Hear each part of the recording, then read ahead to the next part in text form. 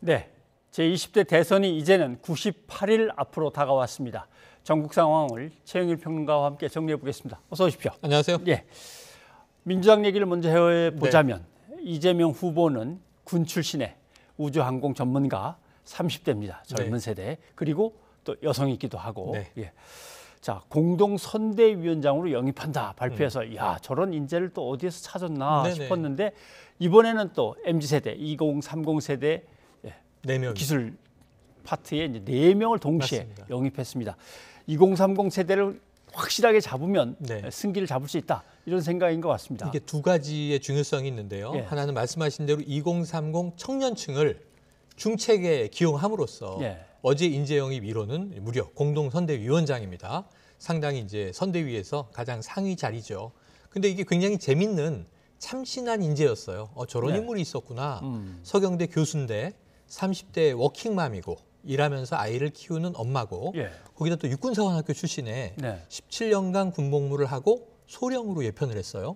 그런데 또 분야를 보면 우주항공 전문가라고 합니다. 육사 나와서 또 이제 하버드대 케네디 스쿨을 가서 이제 석사를 받고 오고, 그러니까 아마 이 과학기술자라기보다는 우주 분야에 굉장히 법이라든가 제도, 행정 이런 부분이 있으니까 좀 제도적인 기반을 탄탄하게 만들 수 있는 인물일 것 같고요. 오늘은 2030 4명인데 20살 청년도 있습니다. AI 전문가, 데이터 분석 전문가, 뇌과학자, 또 이제 AI 전문가. 그래서 이 인물들이 두 개의 방점입니다. 하나는 청년 세대, 또 하나는 미래 먹거리. 이게 첨단 과학기술에 우리가 투자해야 한다. 또 이러한 첨단 분야는 아무래도 젊은이들이 더 기량을 발휘할 수 있는 영역이기도 하고요. 그런데 국민의힘 쪽에서는 뭐 상당히 반발할 만한 이유가 있는 듯도 합니다. 왜냐하면 그중에 데이터 전문가는 우리 당에 입당하고자 신청서를 내기도 했는데 뭐 어제까지도 타진했다. 그 자기의 입당 여부를 타진하다가 갑자기 그쪽으로 갔냐? 혹시 중간에서 채간 거냐? 이제 이런 얘기인 것 같고, 또 한 사람은 이제 MBC에서 부서장까지 했죠. PD 출신의 김영희 씨는 PD 유명하죠. 맨 처음에 정치권으로 간다고 소문이 들었는데 그게 국민의힘 쪽이라고 소문이 좀 도는 것 같더니 민주당으로 또 역시 갔습니다. 제가 보기에는 이것은 이제 앞으로 트렌드예요. 그동안은 이념이 보수냐 진보냐? 그럼 무조건 우리와 함께 해야지. 당신은 기존의 민주당 지지자였어? 뭐 아니면은 보수 정당의 지지자였어? 그럼 국민의힘에 와야지. 이걸 당연 논리로 생각했는데 정치인들이 이번에 좀 제대로 깨지는 거예요. 오늘 젊은이들 2030의 특징을 뭐로 생각합니까? A기업에 입사 전날 B기업에서 연락이 옵니다. 합격하셨습니다. B기업이 연봉이 많아요. 그럼 A기업의 젊은이들은 전화합니다. 내일 출근 못하고요. 전 다른 회사로 가기로 했습니다. 이게 지금 그렇게 만들어놨잖아요. 기성세대가. 그래놓고 그러면은 더 좋은 조건을 찾아서 직장을 전환하는 것에 대해서 과거처럼 연공서열도 안 지켜주면서 왜 너는 조직에 충성심이 없느냐? 그러면 이제 그 젊은이들이 뭐라 그래요? 꼰대. 이렇게 얘기하는 거잖아요. 그 지금 저거는 이 민주당이 채 같다 이런 얘기를 하는 것보다 그 인재의 여러 가지 가치를 국민의힘도 봤다는 거잖아요. 그래서 이 사람이 우리 당에 들어오면 도움이 될 젊은인가 하고 있는데 민주당으로 들어가 버렸단 말이에요. 의사결정이 늦었거나 조건이 나빠서 뺏겼거나. 그래서 이것은 공격하는 게 젊은이들에게는 큰 타격이 없을 겁니다. 아무튼 뭐 본인들한테 물어볼 일입니다만 혹시 요새 국민의힘이 내용을 겪고 있는 것 보고서 약간 실망을 했을 수도 있고. 있죠. 아무튼 내 꿈과 내 전문적인 어떤 영역, 능력을 키울 수 있는 곳. 이렇게 이제 생각을 하는 거겠죠. 근데 그럼 이분은 뭡니까? 이 김종인 전 비대위원장은 민주당 행사에 갔습니다. 박용진 의원의 출판기념회에 가신 것 같은데 저 사람도 그럼 왔다 갔다 한 가는데 사실은 둘이 관계가 있죠. 갈 만한 관계예요. 그럼요. 왜냐하면 민주당의 비대위원장도 또 역임을 했던 경력과 경험도 있고요. 함께 또 손발을 맞췄던 시기도 있었습니다. 그리고 그때 또 박용진 의원이 이제 국회에 입성을 하게 되지 않습니까? 그런 상황에서 지금 박용진 의원이 출판기념회에서 김종인 위원장을 앞에 두고 중요한 얘기를 했어요. 그쪽으로 가지 마시라고. 민주당으로 오시란 얘기는 안 했지만, 그리고 이분이 지금 연세가 중요한 게 아니라 굉장히 진보적인 아젠다를 아직도 쥐고 있는 분이다. 사실은 국민의힘으로 갔다면 바로 발표됐을 정책이 약자와의 동행이었잖아요. 그럼 굉장히 이제 이재명 후보가 내고 있는 뭐 기본소득 못지않은 강한 이제 국가 주도의 복지와 어떤 뭐 공생 프로그램들이 나올 법했는데 지금 그게 무산돼 있는 상황입니다. 근데 김병준 위원장이 그런 얘기를 해요. 방이 비어 있다. 언제든지 오시면 된다. 이거는 제가 보기에는 김종인 전 위원장 입장에서는 더 모욕적으로 들릴 거예요. 그런가요? 개문발찰해서 막 국민의힘은 지금 선대위가 가고 있어요. 근데 방은 비어 있으니까 오십시오 뭐냐면 전권 혹은 상당 부분의 권한을 주지 않는다. 근데 방은 쓰셔라. 차량도 드리겠다. 법인카드 드리겠다. 이거는 총괄 선대위원장이 아니고 예. 명예 선대위원장이죠. 아하. 이름만 걸고 있는. 지금 그거 하러 가겠다고 그러는 게 아니지 않습니까? 그 김종인 위원장이 윤 후보와 마지막 저녁 만찬 할 때 출발 전에 잡음을 제거하는 정비 작업을 준비를 잘하고 출발해야 된다.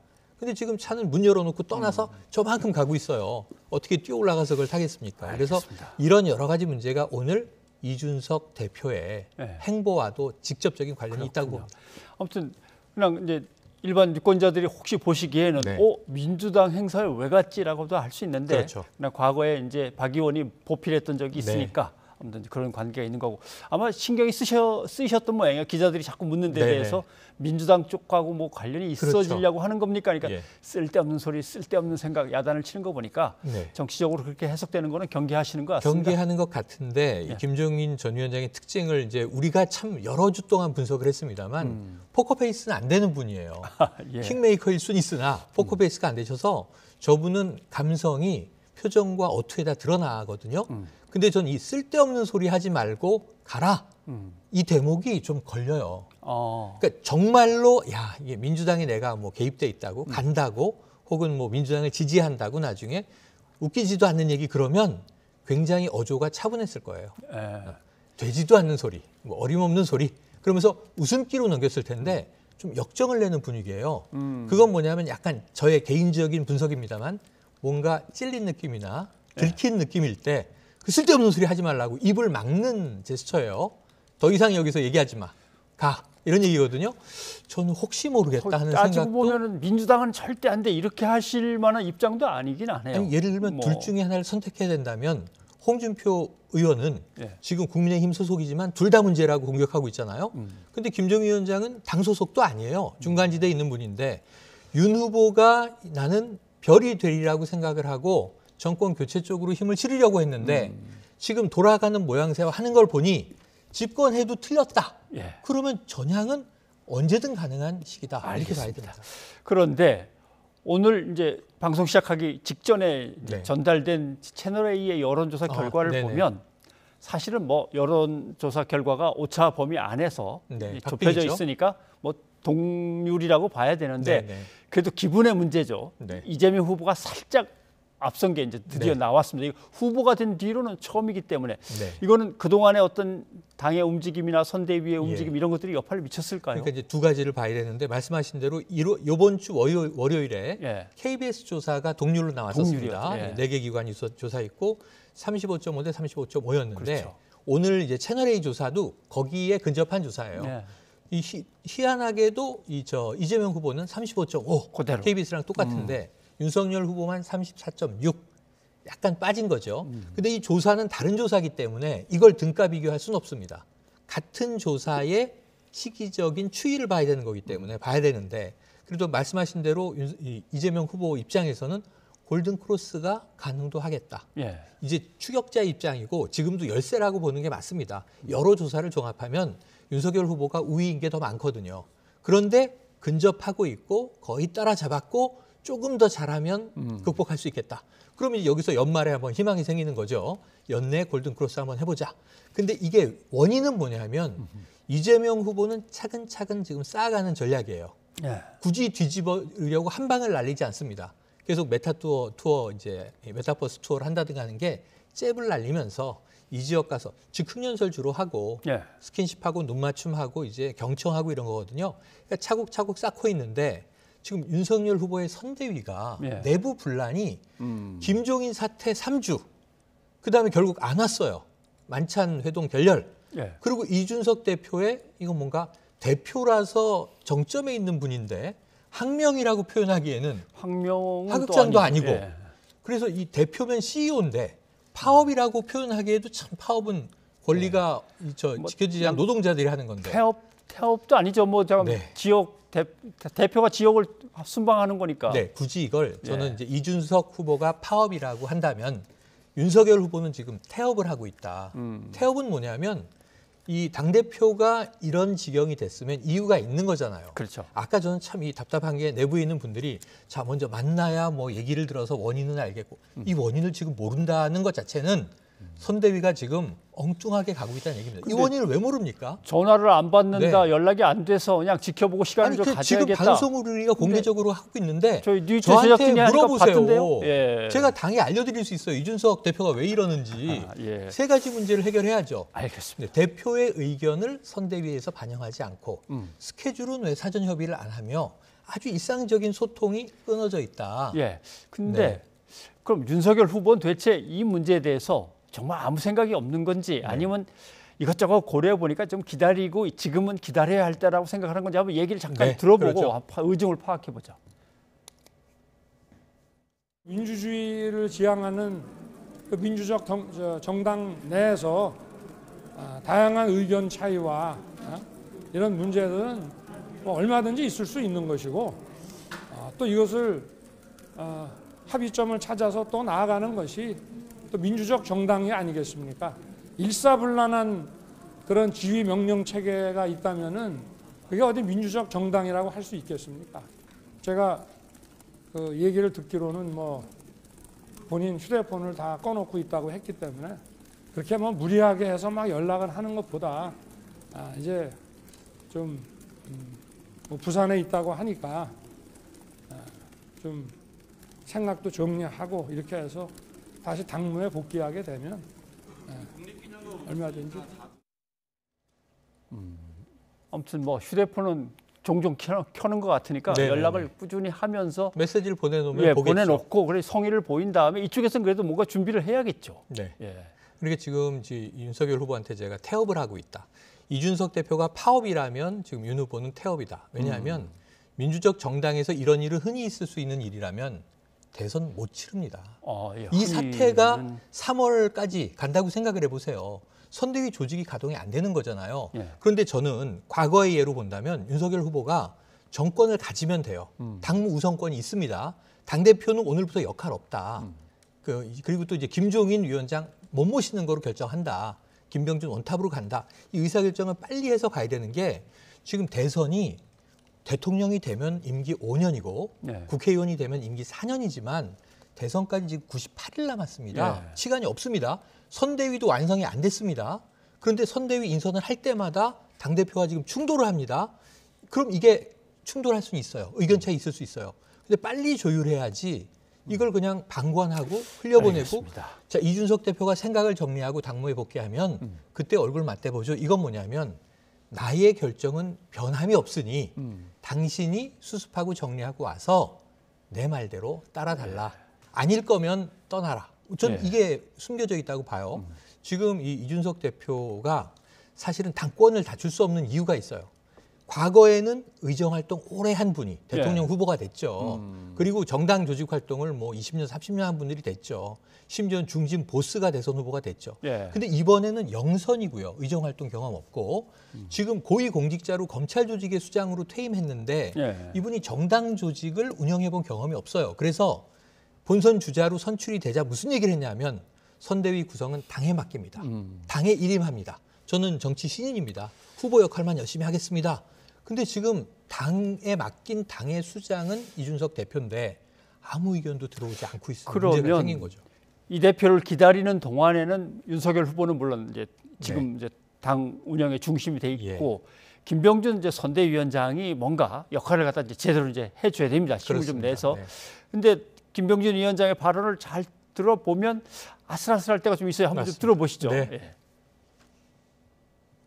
굉장히 아주 솔직히 말하자면 적절한 비유는 아닌데 아주 그 전투복 비슷한 걸 입고서는 그게 아주 예쁜 브로치 하나를 다는 거죠.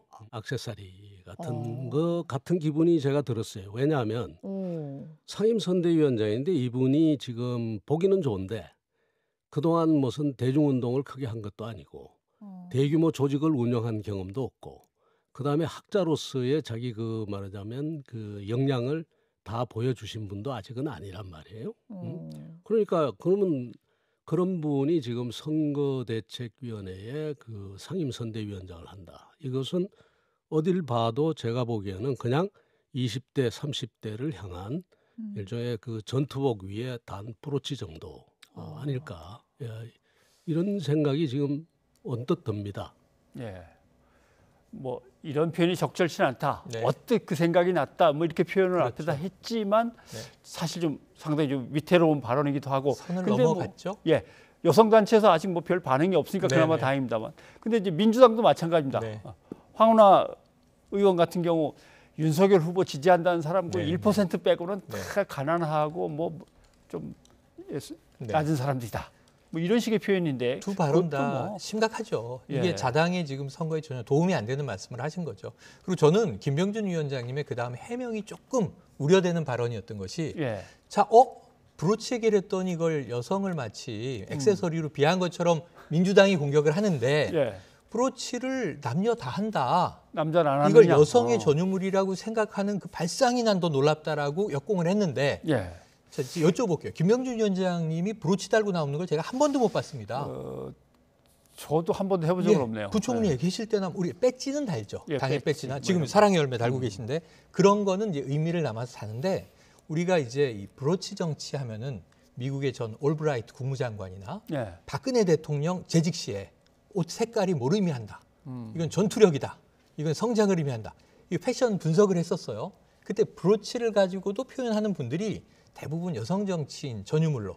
근데 그것도 의미가 있는 걸로 우리가 해석을 했어요. 대처, 마거릿 대처 영국 수상, 또 올브라이트 미 국무장관, 국내에서는 뭐 박근혜 전 대통령. 그런데 그 외에 어떤 남성 정치인이 브로치를 가지고 메시지를 던졌죠? 사례가 없어요. 예. 근데 지금 젊은 이들은 뭐 미용에 대해서 남녀 불문 관심이 많으니까 뭐 네일 아트도 남성이 할 수 있고 귀걸이도 할 수 있습니다만 정치의 영역에서 남성이 브로치로 뭘 했나? 브로치를 달기나 했나? 근데 이게 어느새 남녀 공용이라고 예. 브로치를 해석을 하시는 걸 보면서 굉장히 좀 해석이 더 뜬금없다. 그러니까 걱정이 결국은 되는 기본적으로 네거티브로 남을 갖다 깎아내리는 거에 이제 집중하니까 네. 이제 이런 것들이 나오는데 네, 빨리 나옵니다. 뭔가 좀 자충수가 정책 되는 대결로 거죠. 그리고 국민의힘 선대위도 좀 빨리 네, 정리를 해서 그렇습니다. 가동이 됐으면 좋겠습니다. 네. 예, 최영희 평론가 여기까지 듣겠습니다. 고맙습니다. 고맙습니다.